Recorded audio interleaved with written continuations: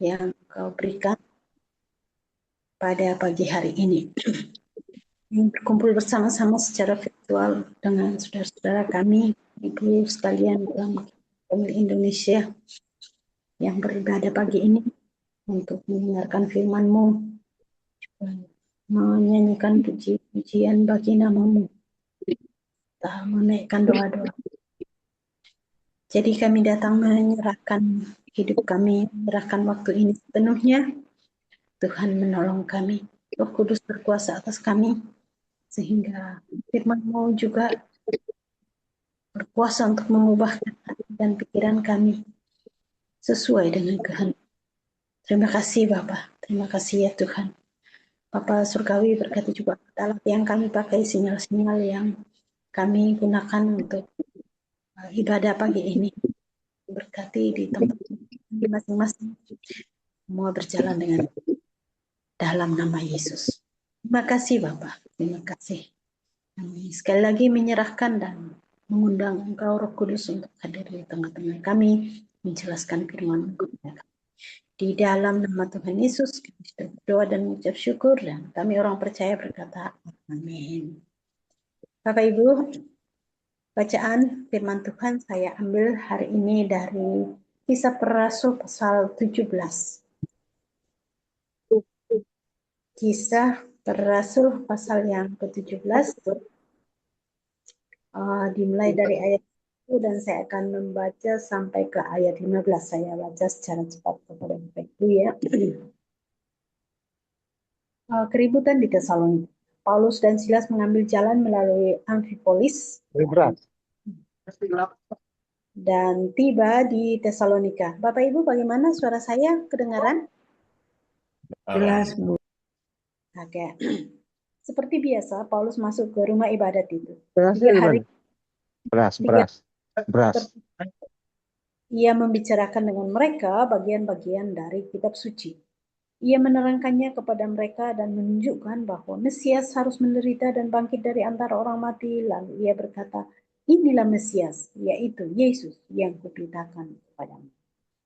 Beberapa orang dari mereka menjadi yakin dan menggabungkan diri dengan Paulus dan Silas, dan juga sejumlah besar orang Yunani yang takut kepada Allah, dan tidak sedikit perempuan-perempuan terkemuka. Tetapi orang-orang Yahudi menjadi iri hati, dan dengan dibantu oleh beberapa penjahat dari antara petualang-petualang di pasar, mereka mengadakan keributan dan mengacau kota itu. Mereka menyerbu rumah Yason dengan maksud untuk menghadapkan Paulus dan Silas kepada sidang rakyat. Tetapi ketika mereka tidak menemukan keduanya, mereka menyeret Yason dan beberapa saudara ke hadapan pembesar-pembesar kota sambil berteriak katanya, orang-orang yang mengacaukan seluruh dunia telah datang juga kemari. Dan Yason menerima mereka menumpang di rumahnya. Mereka semua bertindak melawan ketetapan Kaisar dan mengatakan bahwa ada seorang raja lain, yaitu Yesus. Ketika orang banyak dan pembesar-pembesar kota mendengar semuanya itu, mereka menjadi gelisah.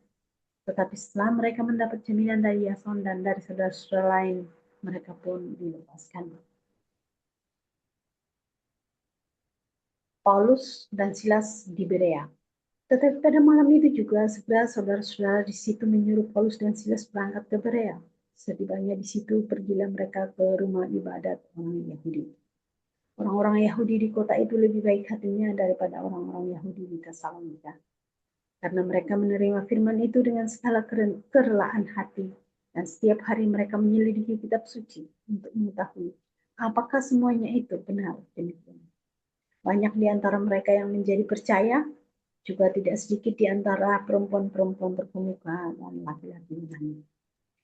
Tetapi ketika orang-orang Yahudi dari Tesalonika tahu bahwa juga di Berea telah diberitakan firman Allah oleh Paulus, datang jugalah mereka ke sana menghasut dan menggelisahkan hati orang. Tetapi saudara-saudara menyuruh Paulus segera berangkat menuju ke pantai. Tetapi Silas dan Timotius masih di Yudea. Orang-orang yang mengiringi Paulus menemaninya sampai di Athena, lalu kembali dan pesan kepada Silas dan Timotius supaya mereka selekas mungkin datang padanya. Bapak Ibu, Itu cerita yang sangat menarik ya. Salah satu bagian selalu menarik perhatian saya adalah kisah para rasul pasal 17 itu. Ada 3 peristiwa sebenarnya, tapi mungkin terlalu banyak kalau kita bicarakan itu satu satu kali renungan. Jadi saya ambil dari ayat 1 sampai 15 saja, karena sebenarnya ayat 16 dan seterusnya itu sangat menarik ya. Tapi mungkin judul untuk renungan kita malam pagi hari ini saya ambil menjadi subtema, yaitu karena temanya adalah kehadiran Kristus memberi semangat baru dalam melayani. Subtema saya katakan orang-orang yang mengacaukan seluruh dunia. Ya, jadi itu ada dalam ayat 6 tadi ya. Orang-orang yang sudah ditangkap, yang menangkap Paulus itu menuduh Paulus dan Silas sebagai, dan teman-temannya, timnya tentunya ya, orang-orang yang mengacaukan seluruh dunia. Dan mereka berkata telah juga datang ke kota mereka, kota Tesalonika ya. Jadi saya ambil ini, judul ini, orang-orang yang mengacaukan seluruh dunia. Ya, memang sangat negatif tuduhan yang dilontarkan oleh orang-orang musuh-musuhnya Tuhan di kota Tesalonika. Tetapi kalau kemudian semakin ke sini, mungkin karena pengaruh dari firman Tuhan ini, akhirnya kata ini sering dipakai, frasa ini sering dipakai orang-orang yang mengacaukan seluruh dunia, lebih diartikan positif, yaitu bahwa orang-orang yang membuat perubahan besar, orang-orang yang mendobrak status quo yang dipertahankan oleh para penguasa ya, atau mengubah cara pandang konvensional. Dan ini menarik bagi kita. Jadi sebenarnya inilah tim penginjilan dari Rasul Paulus ya, adalah orang-orang yang mengacaukan seluruh dunia dengan pemahaman bahwa sebenarnya mereka sedang melakukan perubahan besar, mereka sedang mendobrak status quo, mereka sedang mengubah cara pandang umum yang sebenarnya mengungkung orang pada saat itu.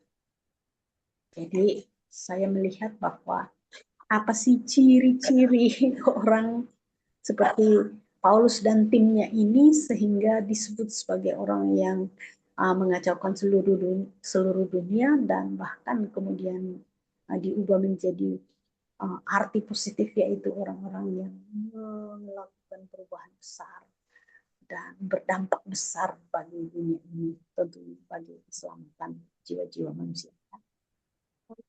Di ayat 1 dan seterusnya dikatakan bahwa Paulus dan Silas mengambil jalan melalui Amfipolis dan Apolonia dan tiba di Tesalonika. Ini sesudah kisah di pasal 16 itu di kota Filipi, di mana mereka mentobatkan kepala penjara ya, dan kemudian mereka melanjutkan penginjilan dalam misi penginjilan yang kedua ini. Nah, di Tesalonika mereka masuk ke rumah ibadat orang Yahudi. Dan seperti biasa bahwa Paulus masuk ke rumah ibadat itu biasa disebut sinagoge ya. Dan dikatakan bahwa 3 hari Sabat berturut-turut ia membicarakan dengan mereka bagian-bagian dari kitab suci. Puji Tuhan bahwa memang orang Yahudi diberikan lebih awal tentang penyataan Allah bagaimana dunia ini akan diselamatkan ya. Jadi Paulus orang yang sangat terbuka untuk memberitakan Injil kepada dunia, tapi juga termasuk kepada bangsanya. Katakan dalam ayat 10 ya, tetapi pada malam itu juga segera saudara-saudara di situ menyuruh Paulus dan berangkat ke Berea. Setibanya di situ pergilah mereka ke rumah ibadat orang Yahudi. Berarti kedua bagian ini menjelaskan bahwa Paulus itu menuju ke rumah ibadat orang Yahudi. Dan kita tahu bahwa apa yang terjadi, Paulus dimusuhi oleh orang-orang, dikatakan orang iri hati. Ya. Kita melihat bahwa prinsip pertama atau ciri pertama dari orang-orang yang menjungkir balikkan dunia itu adalah mereka yang memiliki keberanian. Mereka yang memiliki keberanian. Paulus dan Silas beserta Timotius meninggalkan Filipi dan berjalan ke arah barat dari arah barat daya di sepanjang jalan raya Romawi, jalan yang paling besar waktu itu, yang menghubungkan timur dan barat, disebut Jalan Ignatian. Dalam ayat 1, Lukas menuliskan setelah mereka melewati Amfipolis dan Polonia, mereka sampai di Tesalonika. Menurut komentar seorang pengkhotbah berkata bahwa Amfipolis itu berjarak sekitar 30 mil atau 42 km dari Filipi. Jadi kalau mereka berjalan kaki kan rata-rata berjalan kaki ya. Ini mungkin ditempuh dalam waktu 1-2 jam ya. Apolonia berjarak sekitar 42 km dari Amfipolis dan Tesalonika berjarak kurang lebih 52 km dari Apolonia. Jadi perjalanan ya mungkin memakan waktu 2-3 jam dalam sehari itu. Jadi artinya bisa dilewati dalam jangka waktu pendek ya. Karena Paulus dan Silas sedang dalam pemulihan sesudah menderita pemukulan keras di Filipi itu, mungkin bahwa mereka naik kuda ya. Jadi mungkin tidak jalan kaki. Dan mungkin itu disediakan oleh saudara-saudara di Filipi. Nah, sebenarnya Tesalonika itu adalah ibu kota yang besar di Makedonia. Itulah ibu kota Makedonia atau dengan kata lain ibu kota Eropa bagian timur pada waktu itu ya.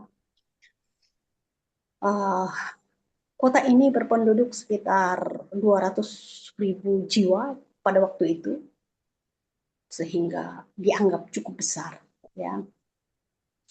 Dan kita sudah membaca dalam ayat 1 bahwa Lukas menulis ada rumah ibadat orang Yahudi dan Paulus ke sana.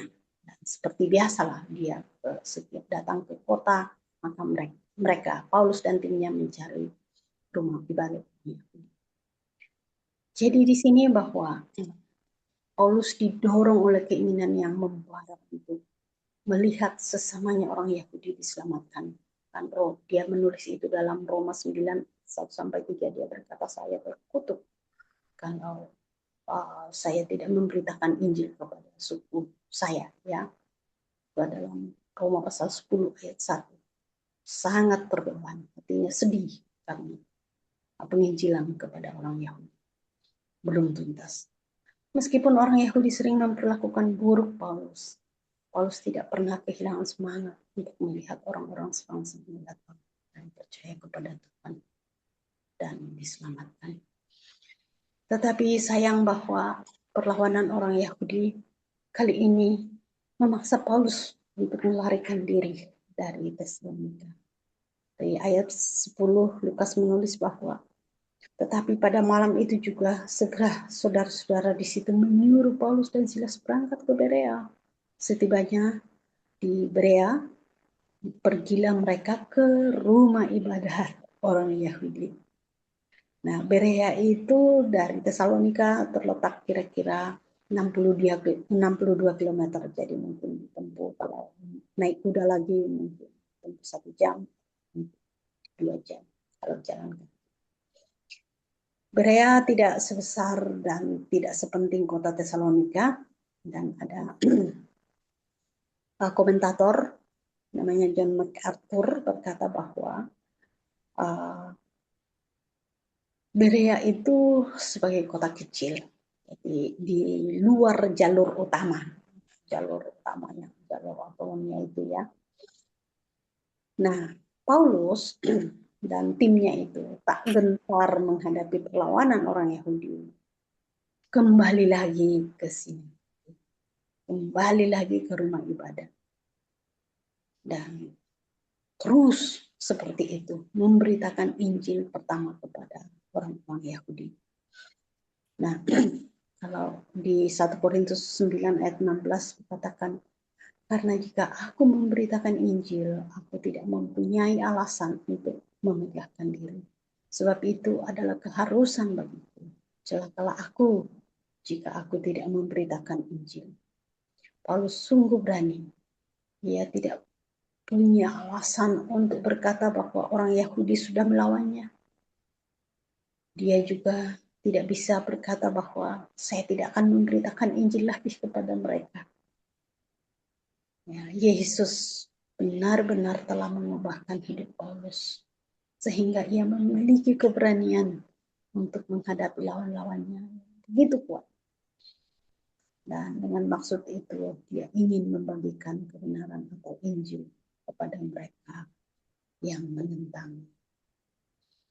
Ini, keberanian ini menjadi hal yang sangat kita butuhkan saat ini, khususnya kita di konteks Indonesia.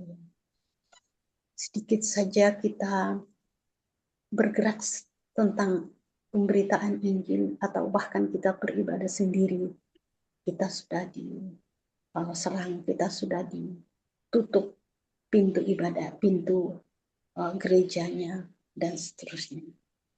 Ketika saya mengikuti sebuah seminar penginjilan kepada para pendeta di sebuah gereja di sini, dan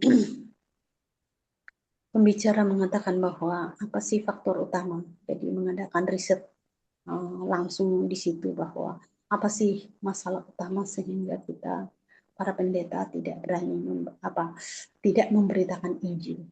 Dan alasan yang hampir disetujui semua orang dan ditaruh sebagai alasan nomor satu, karena takut. Ya, takut apalah? Takut mati, takut malu, takut, ya berbagai perasaan takut yang muncul. Takut mungkin dituduh sebagai sok saleh, atau takut dimiskinkan. Banyak ketakutan yang dialami orang percaya ketika bicara tentang memberitakan Injil. Tapi mari kita memiliki keberanian yang sama untuk membagikan kabar baik kepada orang yang menentang kita, khususnya bangsa kita.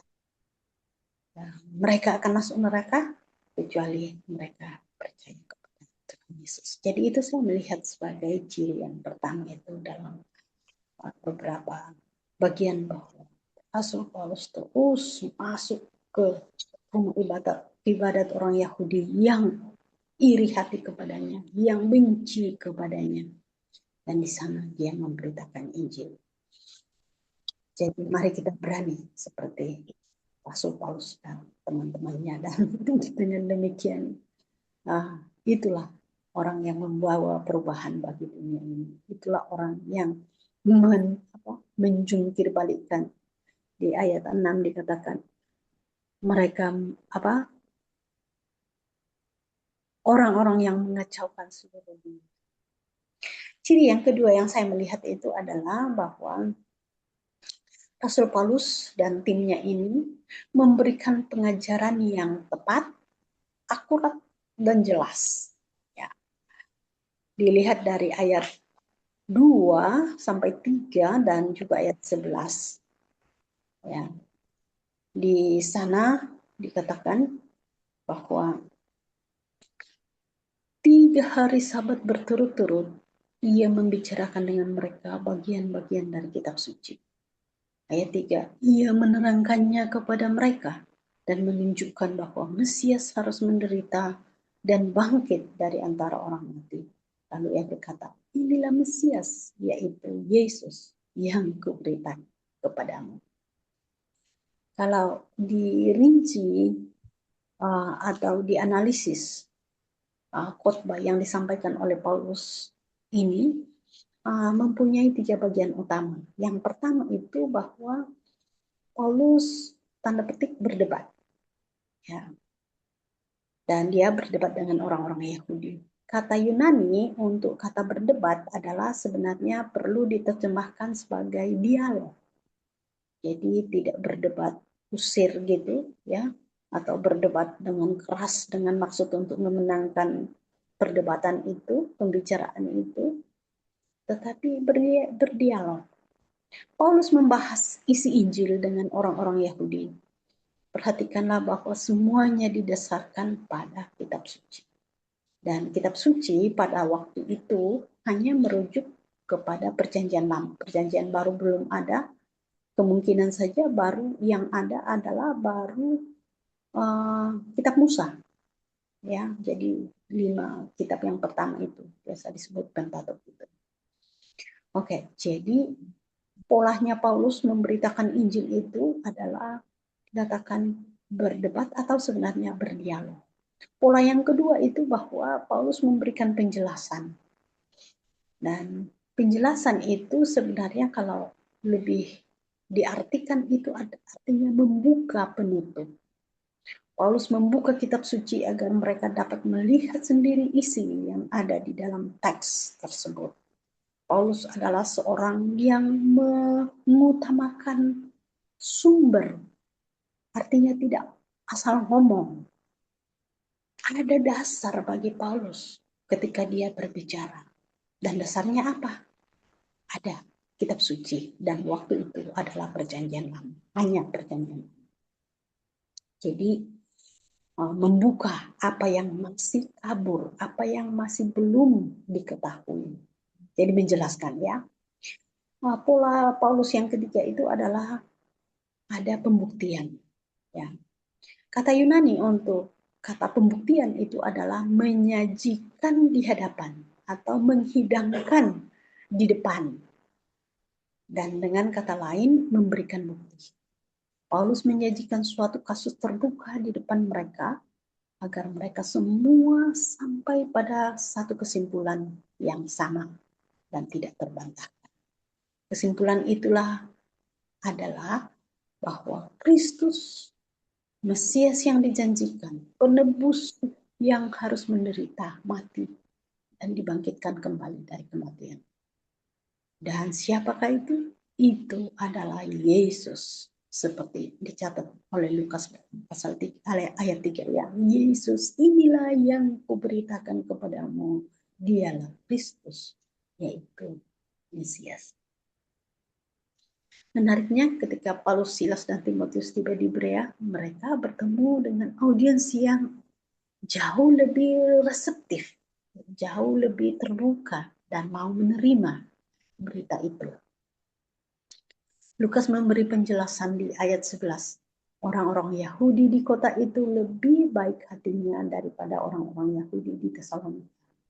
Karena mereka menerima firman itu dengan segala kerelaan hati, dan setiap hari mereka menyelidiki kitab suci untuk mengetahui apakah semuanya itu benar demikian. Mereka tahu bahwa Allah akan mengirimkan seorang Mesias, yaitu seorang pembebas, penebus dari dosa-dosa. Walaupun mungkin mereka belum paham betul bahwa mereka dibebaskan dari dosa, tapi kita tahu konsep dari keseluruhan firman Tuhan bahwa Mesias itu sebenarnya adalah penebus dosa seluruh umat manusia. Mereka tahu semua janji Allah tentang seorang penyelamat yang akan datang dan menyelamatkan umatnya. Jadi ketika Paulus tiba, mereka dengan penuh semangat membandingkan apa yang dikatakannya dengan kitab suci untuk memeriksa keakuratannya. Kita harus melakukan hal yang sama setiap kali kita mendengar seseorang membuka firman kepada kita. Tugas kita adalah untuk memastikan bahwa apapun yang kita dengar dari kitab suci, yang kita dengar dari Zoom ini misalnya, adalah benar, adalah diambil dari kitab suci, didasarkan pada kitab suci. Jika orang-orang Berea dapat memeriksa untuk melihat bahwa Paulus mengajarkan firman Allah dengan akurat, maka kita sebaiknya memeriksa untuk melihat bahwa kita mengajarkan firman Allah dengan akurat dan jelas. Jadi Bapak Ibu, kami sangat senang bahwa di daerah kami orang-orang Kristen mulai terbuka untuk belajar bagaimana caranya menafsirkan kitab suci, bagaimana caranya menyampaikan firman Tuhan. Mungkin terlalu besar kalau dikatakan khotbah, tapi sebagian dari kelompok kami, teman-teman kami berbeban untuk mengajarkan kitab suci dengan benar, menggali firman Tuhan dengan benar.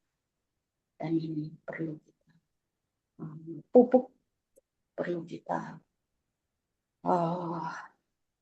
lakukan di dalam gereja-gereja kita untuk bagi orang-orang percaya supaya sungguh mereka tahu bagaimana caranya membuka firman Tuhan, membaca, mempelajarinya, kemudian menafsirkannya dan membaginya orang lain. Harus dengan jelas dan akurat. Jadi itulah yang dilakukan oleh Rasul Paulus dan timnya adalah bahwa mereka menyampaikan firman Tuhan dengan jelas, dengan tepat, dan akurat, sesuai dengan kebutuhan para pendengarnya. Enak ya, bahwa orang-orang ini dipakai untuk menunggang, menjungkir balikan dunia, karena mereka mengajarkan kebenaran dan dasar kepada kitab suci. Ciri yang ketiga itu adalah bahwa mereka melihat orang-orang bertobat. Di pasal 17 ayat 4 dan ayat 12 dikatakan, di Tesalonika kita membaca bahwa beberapa orang dari mereka menjadi yakin dan menggabungkan diri dengan Paulus dan Silas dan juga sejumlah besar orang Yunani yang takut kepada Allah. Dan tidak sedikit perempuan-perempuan terkemuka. Bagaimana dengan di Berea? Di sana kita membaca banyak di antara mereka ini dari banyak di antara mereka yang menjadi percaya. Juga tidak sedikit di antara perempuan-perempuan terkemuka dan laki-laki. Di kedua tempat tersebut, Tuhan menggunakan pemberitaan Injil oleh Paulus untuk mentobatkan baik orang Yahudi maupun orang bukan Yahudi kepada Yesus. Bapak Ibu, saya pikir tidak ada yang tidak tahu namanya Charles Haddon Spurgeon. Ya, dikenal sebagai Prince of Preachers. Prince of Preachers artinya apa? Pangeran dari para pengkhotbah. Tidak ada yang tidak kenal itu. Spurgeon tidak diragukan lagi sebagai pengkhotbah terbesar ke-19 dan salah satu yang terbesar sepanjang masa. Tahukah kita bagaimana Spurgeon bertobat dan percaya kepada Kristus? Suatu pagi yang bersalju pada tahun 1850 di Inggris ya, Spurgeon muda ini yang dibebani oleh rasa berdosa dan mencari penghiburan masuk ke sebuah kapel kuno dari orang-orang Metodis di namanya Colchester, Inggris. Pendeta tetap tidak dapat hadir karena badai. Jadi orang awam yang tidak terlatih, seorang pria sederhana dan tidak terkenal, menggantikan tugasnya untuk menyampaikan khotbah. Pria itu memilih Yesaya 45 ayat 22 sebagai ayatnya. Bunyinya begini, berpalinglah kepadaku dan biarkanlah dirimu diselamatkan, hai ujung-ujung bumi, sebab akulah Allah dan tidak ada yang lain. Pesannya sederhana dan lugas. Tidak ada retorika yang rumit dan tidak ada kompleksitas teologis. Ini pencobaan bagi kami orang-orang yang ada di sekolah teologi, ya, biasanya hanya bicara teologis, hanya bicara penafsiran, hanya bicara hermeneutika, hanya bicara eksegesis, hanya bicara teologi dan teologi-teologi yang tidak membumi, tidak menyentuh kehidupan orang percaya. Si pengkhotbah sederhana ini berulang kali mendesak jemaat untuk memandang kepada Kristus untuk diselamatkan. Kemudian ia menatap Charles Spurgeon. Dia berkata, anak muda, kau tampak sangat sengsara. Berpalinglah kepada Kristus dan hidup. Kata-kata itu menembus hati Spurgeon. Kesederhanaan pesan Injil membuat Spurgeon terpukul Dan kemudian hari ia menceritakan bahwa saat itulah ia mengalami pertobatan dan kelahiran kembali. Kehidupan Spurgeon berubah selamanya. Dan ia terus memberitakan Injil kepada jutaan orang dengan selalu menekankan kuasa dari firman Allah. Bapak Ibu, tidak ada kuasa pada pengkhotbah sebenarnya. Kuasa itu ada pada firman Allah. Kita tahu itu. Jadi mari kita sungguh meyakini bahwa kuasa firman Allah itu besar dan mengubah orang lain. Selanjutnya dalam teks kita, Paulus menulis kepada orang-orang, sebab aku mempunyai keyakinan yang kokoh dalam Injil, karena Injil adalah kekuatan yang menyelamatkan setiap orang yang percaya. Pertama-tama orang Yahudi, tetapi juga orang Yunani. Terjemahan lain berkata, sebab aku tidak malu akan Injil, karena Injil adalah kuasa Allah untuk keselamatan bagi setiap orang yang percaya. Bapak Ibu, mari dengan akurat dan jelas ya kita memberitakan firman Allah. Mari dengan melihat bahwa orang-orang akan bertobat dalam penginjilan kita.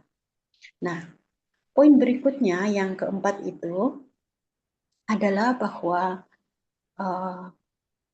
ciri-ciri orang yang menjungkir balikkan dunia itu adalah menghadapi konflik. Dan sebenarnya poin ini adalah bagian otomatis terjadi kalau kita memiliki yang nomor satu itu berani, yang kedua itu kita menjelaskan firman Tuhan, menyatakan firman Tuhan dengan jelas dan akurat, dan yang ketiga adalah bahwa orang-orang bertobat. Dan otomatis kita akan menghadapi konflik. Saya baca dari ayat 5 ya. Tetapi orang-orang Yahudi menjadi iri hati, dan dengan dibantu oleh beberapa penjahat dari antara petualang-petualang di pasar, mereka mengadakan keributan dan mengacau kota itu. Mereka menyerbu rumah Yason dengan maksud untuk menghadapkan Paulus dan Silas kepada sidang rakyat. Ayat 6. Tetapi ketika mereka tidak menemukan keduanya, mereka menyeret Yason dan beberapa saudara ke hadapan pembesar-pembesar kota sambil berteriak katanya, orang-orang yang mengacaukan seluruh dunia telah datang juga kemari. Dan Yason menerima, jadi difitnah betul ya. Dan Yason menerima mereka menumpang di rumahnya. Mereka semua bertindak melawan ketetapan-ketetapan Kaisar. Mana orang-orang Kristen melawan ketetapan Kaisar? Dengan mengatakan bahwa ada seorang raja lain yaitu Yesus Kristus. Ayat 8, ketika orang banyak dan pembesar-pembesar kota mendengar semuanya itu, mereka menjadi gelisah. Tetapi setelah mereka mendapat jaminan dari Yason dan dari saudara-saudara lain, mereka pun dilepaskan.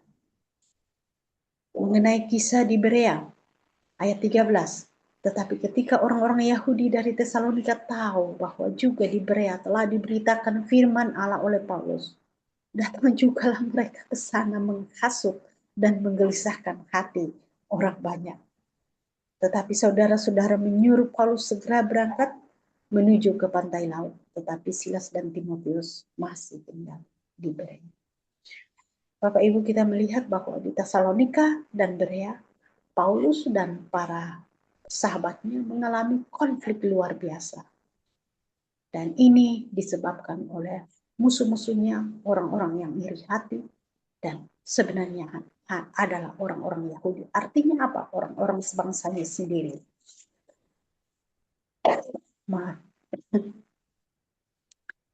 Masa Yahudi itu tidak dapat menemukan Paulus dan teman-temannya, maka mereka membawa Yason. Berarti ini Yason adalah orang percaya tentunya dan menerima Paulus dan timnya di rumahnya. Nah, mereka berkata bahwa orang-orang yang mengacaukan seluruh dunia telah datang kemari. Memang Injil itu membalikkan dunia. Benar? Atau dunia memang sudah terbalik karena dosa. Lalu pemberita Injil membalikkannya kembali kepada kebenaran. Jadi apa yang sebenarnya dilakukan oleh Injil adalah membalikkan dunia yang sudah terbalik oleh dosa kembali ke posisi yang lebih benar. Atau kembali ke posisi yang benar. Bapak Ibu, tuduhan fitnah memang selalu begitu ya, disampaikan dengan terbalik, dengan maksud untuk menyingkirkan pemberita Injil. Dan selamanya begitu, kita akan selamanya menemukan itu di bangsa kita. Dan di tempat-tempat lain, di mana Injil dimusuhi, di sanalah fitnah akan terjadi. Yang ujung-ujungnya adalah membawa pemberita Injil kepada kesukaran, aniaya, penjara, dan bahkan mungkin maut. Bagaimana Bapak Ibu? Bagaimana tanggapan kita? Apakah kita menjadi orang-orang yang mengubahkan dunia? Orang-orang yang mengubah status quo? Hal-hal yang dipertahankan para penguasa supaya mereka tetap berkuasa. Dan itu mungkin bisa saja terjadi di mana termasuk di gereja. Beranikah kita muncul menjadi orang yang membalikkan dunia? Jadi Paulus sedang dalam perjalanan ke Athena, dan MacArthur berkata bahwa mereka yang dengan berani memberitakan pesan yang benar dan memenangkan orang-orang yang bertobat akan menghadapi konflik. Keberhasilan akan disertai dengan perlawanan. Paulus dan para sahabat tidak terkecuali dan tidak terkecuali bagi kita di Indonesia, tidak terkecuali bagi kita di Kingdom.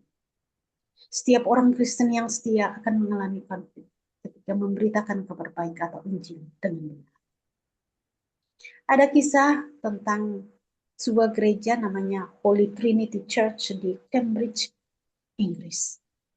Pada tahun 1783, Uskup menunjuk Charles Simeon sebagai pendetanya. Jemaat kecil yang hanya terdiri dari beberapa orang sangat menentang Charles Simeon karena pemberitaan firman Tuhan yang penekanannya pada pemberitaan Injil kepada orang-orang yang belum diselamatkan. Untuk menyatakan ketidakpuasan mereka, jemaat itu menutup tempat duduk gereja yang mestinya dipakai untuk beribadah. Orang-orang yang datang untuk beribadah dibiarkan berdiri atau duduk di lorong, di lantai. Terlepas dari konflik yang menentang itu, Charles Simeon ini ya, pendetanya, dengan setia tetap memberitakan firman. Akhirnya, orang-orang dimenangkan dan percaya kepada Yesus. Charles Simeon tetap menjadi pendeta dari gereja itu selama 54 tahun. Pada akhir pelayanannya, lebih dari 1.000 orang memadati gereja tersebut setiap hari Minggu. Untuk apa? Mendengarkan Injil dan firman. Sungguh mengubah. Jadi kesimpulannya Bapak Ibu adalah bahwa apakah kita akan berani dan membagikan Injil kepada orang-orang yang belum diselamatkan? Anggota keluarga kita, teman, tetangga, bahkan orang-orang yang tidak kita kenal sekalipun. Apakah kita mengajarkan isi Injil itu dengan jelas dan akurat? Apakah kita berdoa agar Tuhan memberikan orang-orang bertobat dalam pelayanan? Apakah kita membiarkan konflik atau janji konflik. Banyak ya janji konflik atau janji ancaman. Memperlambat langkah-langkah kita. Bahkan mengakhiri langkah-langkah kita mencari jiwa-jiwa terhilang. Itulah pertanyaan-pertanyaan yang kita perlu renungkan selanjutnya dari apa yang kita dengar. Seperti Rasul Paulus dan teman-temannya. Marilah kita mengubah dunia dengan beberapa ciri, berani, pemberitaan yang benar, melihat orang-orang bertobat, dan siap menghadapi konflik tanpa gentar, tanpa takut. Karena kita memberitakan Yesus, Juru Selamat bagi dunia ini. Karena kita, Anda dan saya, sudah diselamatkan. Mari kita berdoa. Bapa Surgawi, kami bersyukur. Terima kasih untuk firman-Mu. Terima kasih untuk contoh dan teladan dari hamba-Mu Rasul Paulus memberitakan Injil di Tesalonika dan Berea, sebelumnya di Filipi, dan di tempat-tempat lain. Dan sungguh hamba-Mu itu sudah berhasil. Sudah menanam gereja di mana-mana. Dan gereja tumbuh berkembang hingga hari ini. Kami juga tetap terbeban bagi jiwa-jiwa yang terhilang, khususnya di bangsa kami saat ini. Kami ingin bahwa mereka diselamatkan. Kami juga yakin dan percaya bahwa ada sukacita dalam lain. Kami mau sukacita ini menjadi bagian kami. Sekalipun kami mengalami banyak kesulitan, penderitaan, aniaya, penjara, bahkan mungkin maut. Sukacita yang kami nantikan sesungguhnya adalah sukacita surgawi. Ketika kami bergabung dengan Engkau di surga. Dan melihat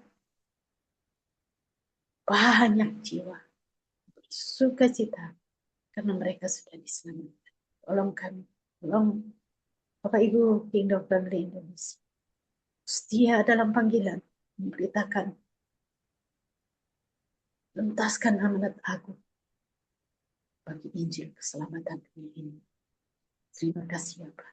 Tolongkan, Roh Kudus, kuasai kami. Kami tidak menjadi takut, tapi sebaliknya kami berani. Karena kami tahu apa yang kami lakukan adalah demi jiwa-jiwa yang terhilang itu kembali kepada Tuhan. Terima kasih Bapak. Dalam nama Tuhan Yesus, kami orang percaya berkata, amin. Terima kasih.